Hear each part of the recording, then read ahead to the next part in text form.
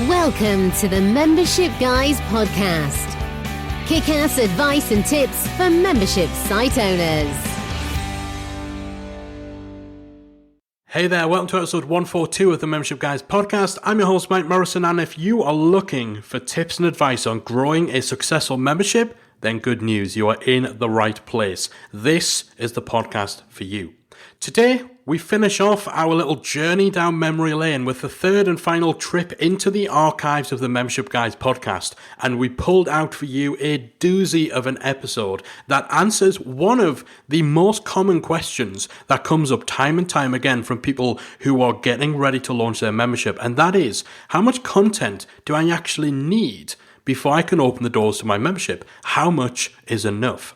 We see this question coming up time and time again in our own membership, in our Facebook group, from our podcast listeners, blog readers, social followers. It's such a common cause of anxiety as you move closer towards launching a membership site. So the episode we'll be revisiting today really digs deep into how to tackle that whole area. Now, before we dive into that episode, if you listened to last week's podcast episode, you may have been expecting today's to be focused around urgency and promotions and all of that stuff. Now, we decided to have a little bit of a change up, go in a different direction. We'll be covering that topic in a fresh episode in the future. So definitely keep your eyes and ears open for that one. But for now, we're going to dive right in to tackling that problem, tackling that question of how much content is enough to launch your membership.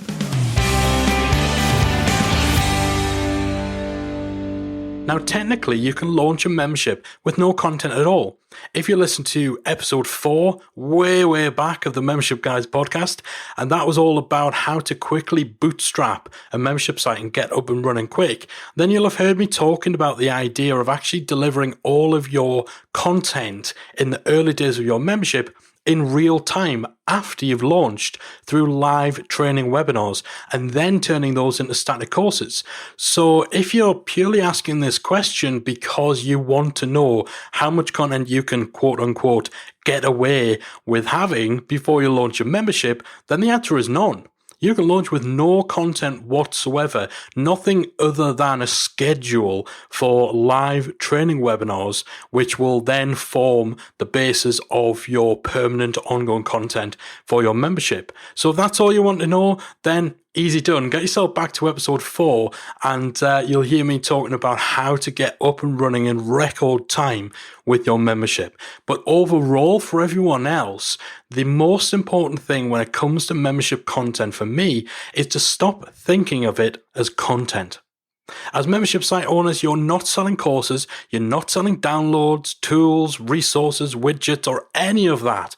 What you're selling are solutions to problems. Now, this is absolutely key when it comes to figuring out how much needs to be in your membership before you launch. Because when you think about things this way, then you can start breaking down your members' problems and looking at how you can provide a solution in as few steps as possible. This has nothing to do with the number of courses that you have. If you're trying to sell your membership on the basis of how many widgets you've got, then you're focusing on the wrong things. The quantity of content is irrelevant if that content isn't solving the problems that your members have. So focus on delivering results, providing solutions, and getting people to where they want to go. You don't need to solve every problem, just the important ones. You can go deeper and you can drill down into the more specific stuff later on. But when it comes to launching, you want to be trying to identify the core problems that your members have and make sure that you have something in place, whether it's content, whether it's community, whether it's live training, whether it's a tool or a resource or a workbook, something in place that acts as a solution to those core problems. So a key part of all this as well is to identify your member avatars. If you haven't already done that, if you haven't analyzed your audience and kind of come up with the archetypes, the main types of members that you're going to attract in terms of where they are in their journey, what their experience or skill level is, how they stand in relation to the topic or the subject that you're covering, then doing so is a great way of basing your plans for your marketing, your content, and all of that on. So think about your audience. What are your main member avatars? What situation are they in when they join your membership? And where do they want to get to? Why are they joining your membership?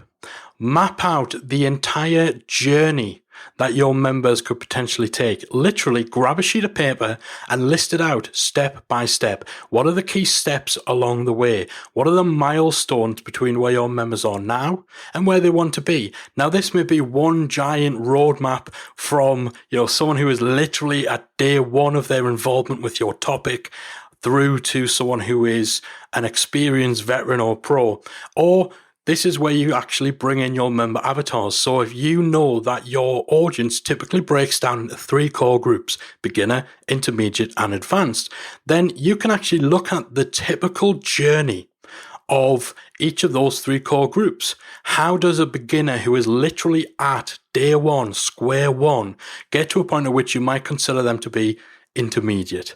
Now, obviously, if you're creating member avatars, you're going to go a little bit more in depth into what intermediate means. Intermediate could be, for example, if you're teaching someone to play guitar, intermediate could be somebody who plays in a band or somebody who is out gigging at the moment, but, isn't getting booked for big shows or what have you. It may just be someone who is comfortable reading music or who can compose their own tracks. When you're creating member avatars, you need to really nail down the characteristics of what the average kind of person at this sort of stage would be. And that's going to feed into being able to map out the journey of that particular member from their starting point of joining your membership through to that next stage. And when you do that, you can start to identify the milestones along the way, the most important problems that require a solution in order for those people to make progress. So to begin with, when it comes to creating content and planning a launch for your membership, you want to start by making sure that you have enough in your membership to at least get those people to the next step along their particular path. And again, those member avatars are so important for figuring this stuff out, especially if you have an audience with different experience levels or an audience where people are typically going to be at different stages of their journey. If you can zero in on 3 to 4 core groups within your audience, then your starting point for your member content should be centered around providing one thing to each of those groups that addresses their core issue or moves them one step further down the road. So as an example, with the MemberSite Academy, we generally have 3 core groups of members. We have people who are planning a membership, people who are creating, so they're actually in the process of building or putting together all the tech side of their membership, and then people who are trying to grow. So those are essentially the 3 key stages of the member journey when it comes to MemberSite Academy. Planners, creators, and growers. So when it came to launching, our priority was having something in place for each of those groups that addressed the strongest and most common problem that they have. So for people planning their membership, this was actually getting their plan together and figuring out specifics. These are people who knew they wanted to create a membership. They knew they had an interest or a passion or experience in a particular area, but maybe they hadn't figured out what that meant in terms of shaping a product, coming up with a price, giving it a name, figuring out how to position and promote it. So for our planners, putting that plan together, actually figuring out what they're offering in terms of specifics, that was the most common or the largest problem that needed addressing. For people who were creating their membership and they were at a stage where they needed to actually take their plan and turn it into something, their most compelling problem was actually determining which technology to use. So things like choosing their plugin, figuring out which email marketing provider to use, and so on. And then for people who already had a membership up and running and they were just looking at how to grow it, then again, the most prominent problem that those guys had was figuring out ways to attract new members. So with that in mind, we identified 3 core courses that we were going to create, one for each of those 3 core groups. And that was really the basis for what we decided had to be in place for the launch of the membership. So for the planners, we came up with our master plan course, which is all about helping them get their plan and get all the specifics and flesh out their product. For the people in the creating stage, we put together a membership platform course, which was all about the technology, all centered around helping them to choose a plugin, helping them determine the web host to use and get all of their technological ducks in a row. And then for people who already had a membership site and were looking for ways to grow it, we came up with a member lifecycle course, which is all about how to attract and keep new members. So for the launch, we actually only created 2 of those courses, the platform course and the master plan course, because we knew that upon launch, the largest proportion of our audience would be people who didn't yet have their membership site in place. So in terms of our big courses, our kind of flagship courses, we created 2 out of the 3. And that was it. And then for the people who were in that third group, growing their membership, we knew we had to provide them with something to help them attract members. But the lifecycle course we were planning, we knew was going to be a huge one. So we made the decision to leave that until later. And instead, we created a bunch of shorter, more specific, more tactical courses on things like email marketing, sales funnels, and Facebook ads. So again, that was addressing that main problem of how to attract new members.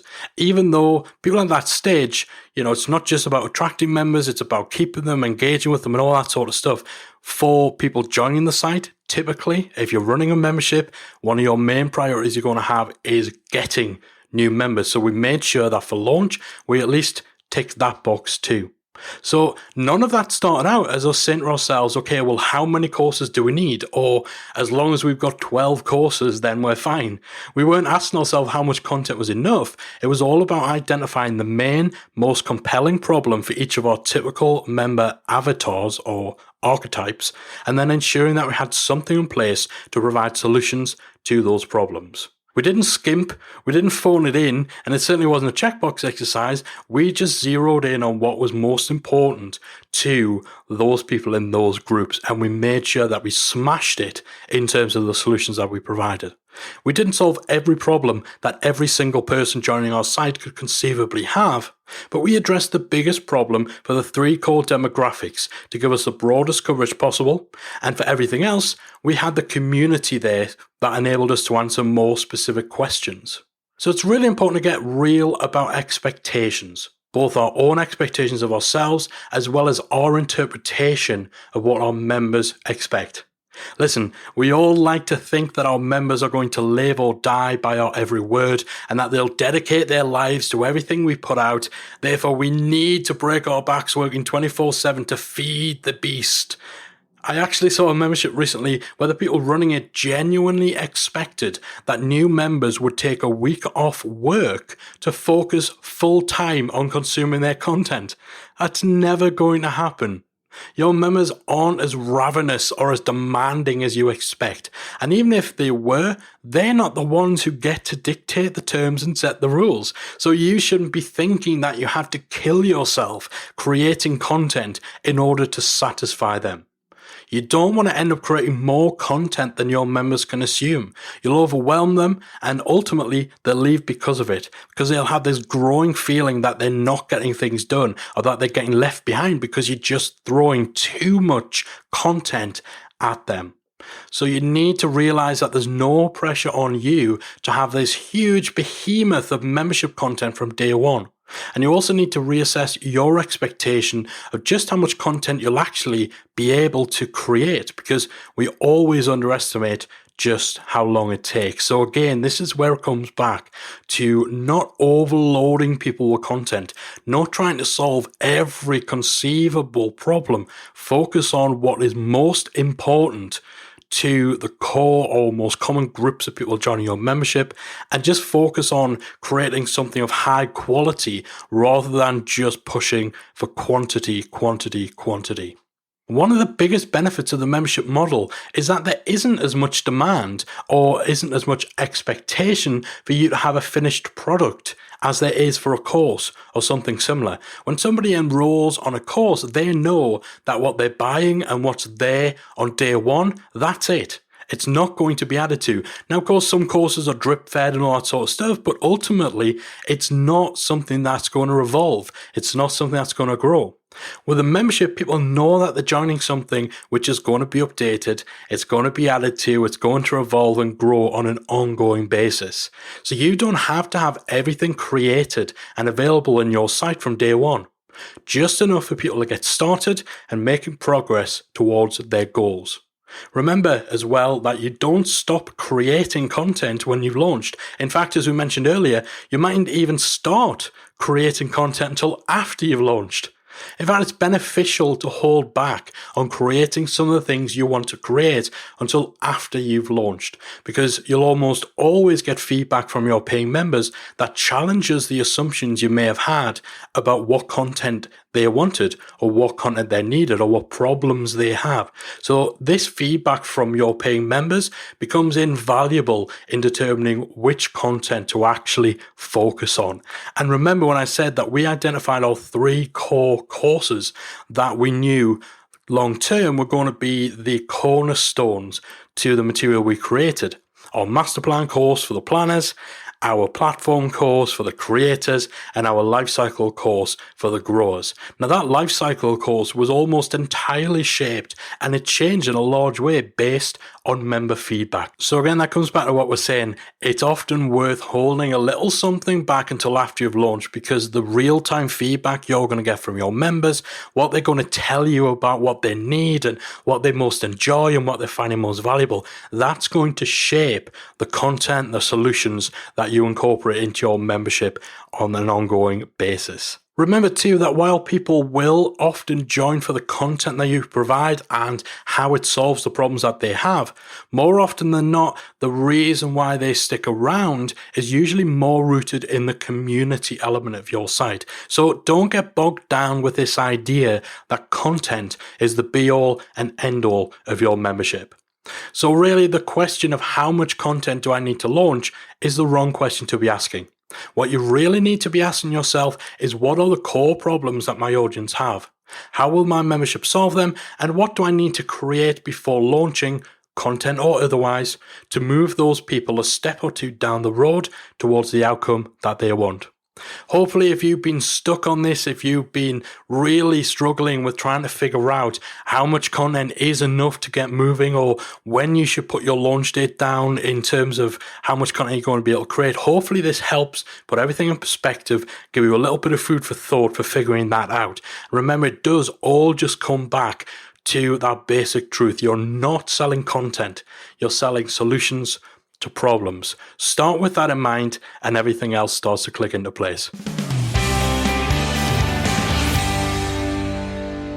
Alright gang, so I hope you enjoyed that little trip into the archives, and I hope it's really helped put to bed any concerns that those of you who are working on your membership launch strategy may have been having around whether or not the content you've got planned out for your launch is actually enough for you to open the doors.